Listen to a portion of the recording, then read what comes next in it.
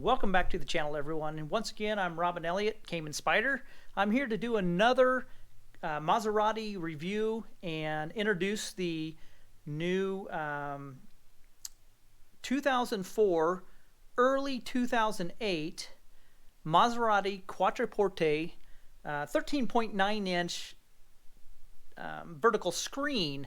Now this is brand new. This came out within just the last couple weeks. So for you guys with the 2004 to 2007 and early 2008 models, this is going to work for you. So they did make a bunch of changes to it, which is really nice, to the frame itself. Now you'll see this is all covered up in plastic. This is a customer's, so I'll partially unwrap it, but it is sold going to a customer, but I wanted to get a quick review in before I send it off. They did reinforce the legs, I guess not the legs, but the two mounting points on the bottom, which is really nice. They will not break off. They're very thick now. And then basically I'm going to go over just some kind of the wiring and stuff real quick. This is basically the same thing as the previous one as far as the UI goes. It is an updated UI, so everything's up to date. They did upgrade the firmware here recently, so everything is up and running very well. Okay, what do you get in the package? Well, you get the main wiring harness. This is all plug and play, so this is all going to be plug right into your OEM harness without any modification. So this is one of the only ones. Well, I'll show you the connections here that are going to connect. Now this model here is the one with the climate control that's all built into it, so it's all just one system. This is exactly what I'm running in my Gran Turismo. So what you get on here, you're going to get the CAN bus, which is going to speak to the car. It's going to plug in right there. Now I'm not going to undo this harness because I don't want to mess it up for the new customer. This plug-in right here with the 3 wires going into it, that's going to be your connect to your climate control. So that goes when you unplug your climate control. This is what's going to plug into the climate control. Now there's another very important wire. This is a sensor wire. Now it's all wrapped up in here, and I'll show you in a minute here that it goes to the bottom of the in the back, clear to the bottom of the head unit, and I'll show that here in just a second. And then you have your reverse wire. Now this is going to be the power, the brown wire. It says reverse on here. It's going to be power for your reverse cam. So this will come with the reverse cam. And then there's if you wanted to put a front cam on, I usually use the ANT wire for the power for the front cam. That's an option. And then you get 2 USB ports. Obviously, here's the CAN bus. This is going to be an auxiliary RCA. You could either use it, I suppose, auxiliary in. So this right here, you could do a front and rear amps, external amps, and also a separate subwoofer amp. So you could add up to 3 amps to this. So, and then this is going to be you'll see the camera right there. That's going to be your reverse cam. If you choose to do and then if you choose to do a front cam, the S cam in. I guess here's a 12 volt that you could use for the front cam if you choose to do that. This is going to be your AM FM radio antenna, and it is white. You just simply find the white plug and plug it in to match it up. Then you have a 4G SIM card right here, so you can run a 4G SIM card in this and have its own Wi-Fi.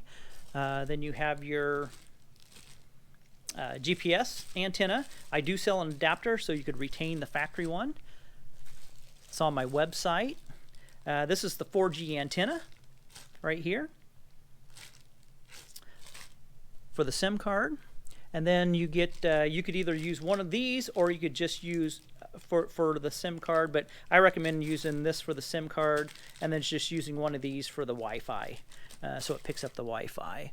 And then also you have this wire right here. This is going to retain a factory USB port if it's equipped. Now, I think some of them are and some of them aren't. So I usually recommend just use the new ones and don't use that. And then, of course, this is your reverse cam. Okay, on the back of the head unit, just kind of ignore this mess of wires right here. This is my testing wiring. So what you have your 4G.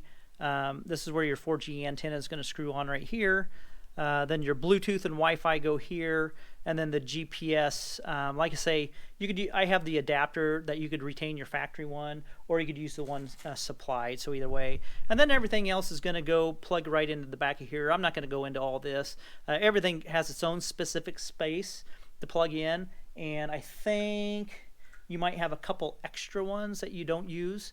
So if you get everything hooked up, and there's one that's open, don't worry about it. It's probably going to be supposed to be open. So I was telling you about the little wire right here, this little tiny 2-pin wire. So it's going to go right here. It's going to plug in right here. It's very important you get this plugged in because this is your sensor for your air conditioning. So this is one of the sensors that needs to be plugged in. So very important. Here's the screen. It's beautiful. It's 1080p.